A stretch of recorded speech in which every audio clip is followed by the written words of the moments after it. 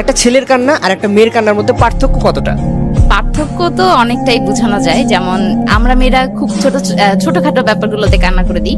যেমন নর্মালি বলি যে বাসা থেকে যদি কোনো কিছু না দেয় বা আমি যাকে ভালোবাসি তার কাছ থেকে যদি কোনো কষ্ট পাই তাহলে কিন্তু আমরা কান্না করে দিই। বাট ছেলেদের ক্ষেত্রে কি হয়, ওরা কষ্ট পাইলেও এটা দেখায় না, বাট মুখে সবসময় অলওয়েজ হাসি থাকে। তার থেকেও বড় কথা যে ছেলেরা কিন্তু হার্ট অ্যাটাক জিনিসটা কিন্তু ওদের বেশি হয়। যেমন ধরেন ওরা কিন্তু প্রকাশ করতে চায় না, যেমন ওদের কান্না ওরা সবসময় একাকিত্ব ফিল করে যে না এটা বলা উচিত না বা বলবো না, কষ্টটা চাপিয়ে রাখে হার্ট অ্যাটাক, যার কারণে ছেলেদের বেশি হয়।